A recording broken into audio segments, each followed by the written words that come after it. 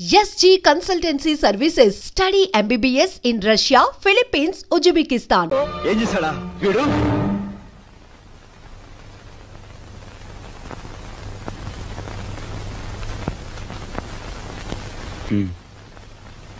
బాబు,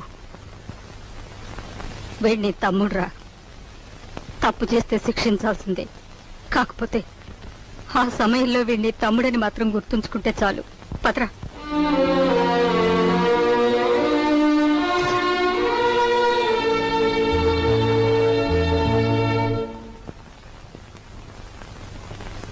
వాడెందుకు కుట్టాడో తెలుసమ్మా? చెప్పు. పక్కన కాబోయే పెళ్ళం ఉంది కదా, ఆవిడ ముందు గొప్పలు చూపించుకోవడానికి. ఒరే కృష్ణ, నువ్వు చిన్న కొడుకువైతే నీకంటే ముందు పుట్టిన పెద్ద కొడుకురా వాడు. నీకంటే ముందు నుంచే చూస్తున్నాను. వాడెప్పుడూ తప్పు చేయడు. వాడితో ఉన్న ఆ పిల్ల వాడంత గొప్పదని నా అభిప్రాయం. ఏం జరిగిందో తెలుసా అని. వాడు నిన్ను చూసి వణికిపోయినప్పుడు నీ గురించి ఏ దుర్వార్త వినవలసి వస్తుందో అని భయపడ్డాను. ఏం జరిగిందని అడగటానికి కూడా ధైర్యం చాలకు వచ్చేశాన్రా.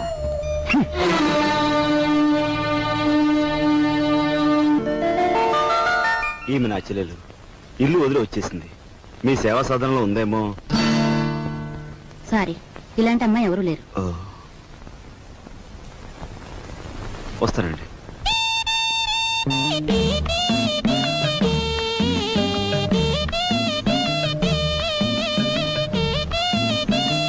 ఇలా రా.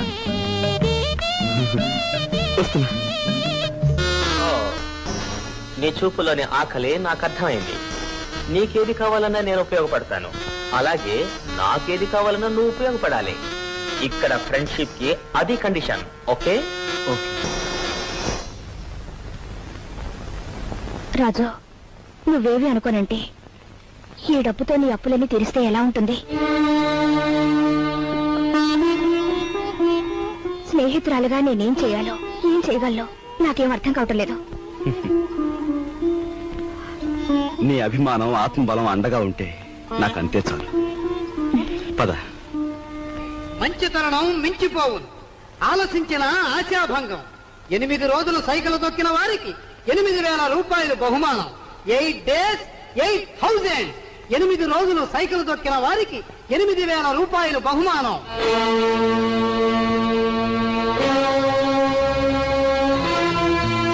రాజు, అప్పులు తీర్చడానికి నువ్వు సైకిల్ తొక్కుతున్నావట. మనలాంటి కుటుంబాల్లో పుట్టి ఇలాంటి పనులు చేస్తే ఎంత పరువు తక్కువగా ఉంటుందో ఆలోచించు. నేను చాటుగానో సన్నాసి బుద్ధితోనో దొంగతనం చేస్తున్నాను అనుకో, లేదా కన్నవాళ్ళనే వెన్నుపోటు పొడుస్తున్నాను అనుకో, లేదా అప్పుల చేత పంచాయతీ జరిపించాను అనుకో, అప్పుడు నేను 10 మంది చేత చీ అనిపించుకునేవాడిని అవుతాను. ఏమిటా నువ్వు మాట్లాడేది?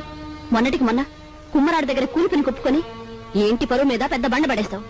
ఇవాళ మీ నాన్న చచ్చిపోయాక ఆగు. ఇప్పుడు నువ్వేమిటి మాట్లాడింది? మా నాన్న చచ్చిపోయాడా? ఆ మాట నువ్వంటున్నావా?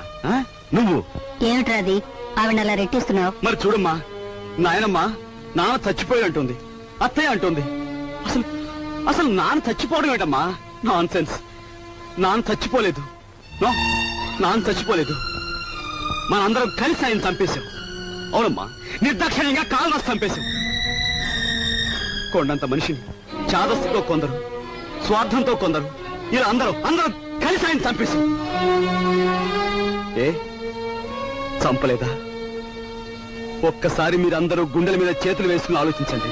ఆయన జీతం నెలకు 500 రూపాయలు, కేవలం 500 రూపాయలు. తాహతకు మించిన కోరికలు కోరి మనందరం కలిసి ఆయన చంపేశాం. He was successfully murdered by all his family members. నోరుంది కదా అని తప్పులు పడుతున్నారు. నేను చేస్తున్న ఈ పనిలో ఓ పవిత్రమైన ఆశయం ఉందే తప్ప ఇదేం పరువు పోయే పని కాదని నాకు బాగా తెలుసు. మీరు ఒప్పుకున్నా ఒప్పుకోకపోయినా ఈ పని నేను చేసే తీరు.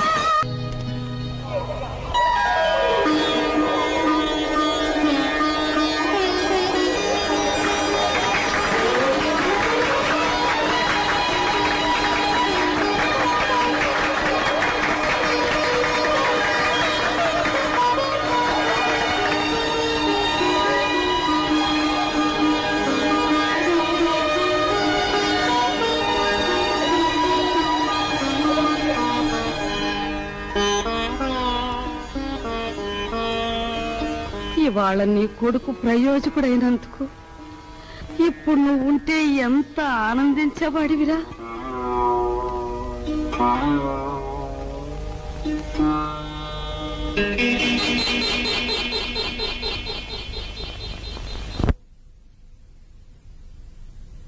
రాజుగాడి గదిలో దూరి డబ్బు కాచేద్దామంటే వాడు పడుకున్నాడో లేదో తెలియచావట్లేదు. పడుకున్నాడని దగ్గరికి వెళ్ళామనుకో వాడు బాంబుల పేర్లా పేల్తాడు. అసలు ఈ గొడవంతా దేనికి? నువ్వు మీ ముసల్దాన్ దగ్గరికి వెళ్ళి కుక్క పెట్టి ఒక ఏడు పేరు ఆవిడ కాచేసుకొచ్చి మనకిస్తుంది.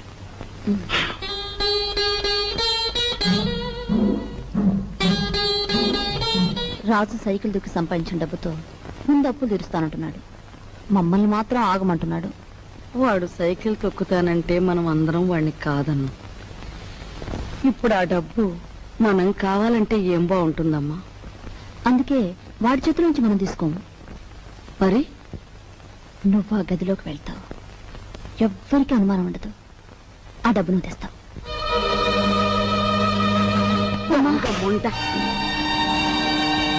వాడు పగలనక రాత్రనక కష్టపడి రక్తం ఓడ్చి సంపాదించిన డబ్బు దొంగిలించమంటావా? ఆలోచిస్తే నాకు ఇప్పుడు అర్థం అవుతుంది. నా కొడుకు డబ్బు కూడా నువ్వే కాజేశావు. వాళ్ళు నువ్వే చంపేశావు.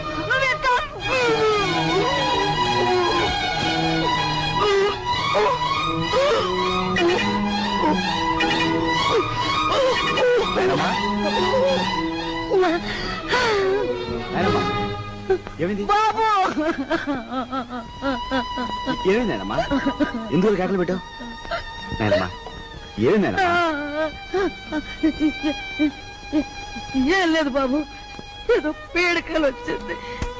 మీ నాన్న గుర్తుకొచ్చాడయ్యా. సరే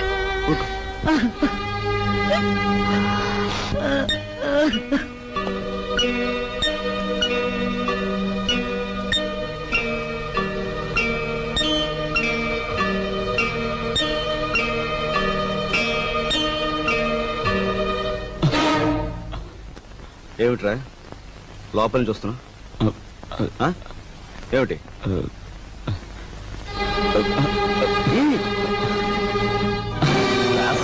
ఏమిటారు చేసిన పని?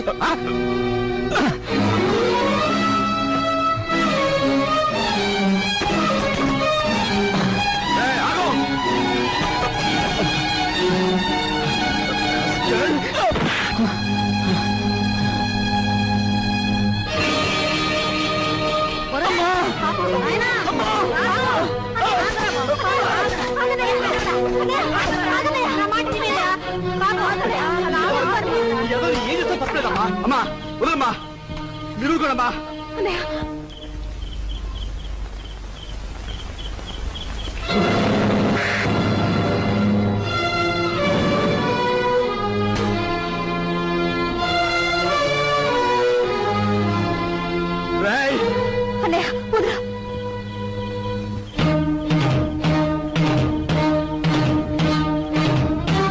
దుర్మార్గుడా, ఎంతకు తెగించావురా?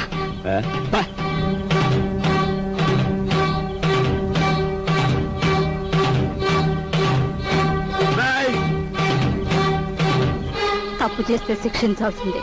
కాకపోతే ఆ సమయంలో వీడిని తమ్ముడని మాత్రం గుర్తుంచుకుంటే చాలు. తమ్ముడు ఎవడ్రా నీకు తమ్ముడు? ఒక సిగరెట్ వెలిగించినంతసేపు లేదు నీ పెద్దరికం, ఒక దమ్ము లాగినంతసేపు లేదు నీ పెద్దరికం. అందుకోసం నువ్వు ఎగిరిపడిన అవసరం లేదు. ఏమిటి నీ గొప్ప? నాన్న చచ్చిపోయి 4 రోజులు కాలేదు, రకరకాలుగా అధికారం చలాయించాలని చూస్తున్నావు. నీ పెద్దరికం నాకు అక్కర్లేదు. సచ్చినాడా ముసలిముండా. ఐఎమ్ సారీ, నీకు మర్యాద ఇవ్వాలి కదూ.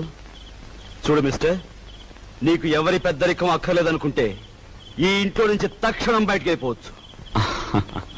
నేను ఇంట్లోంచి వెళ్ళిపోవాల్సి వస్తే ఏం జరుగుతుందో తెలుసా? నువ్వు ఈ ఇంట్లో ఉండాలంటే ఏం చేయాలో తెలుసా? తెలుసు. నిన్ను అన్నా అని గుర్తించాలి, నువ్వు తంతే పడుండాలి.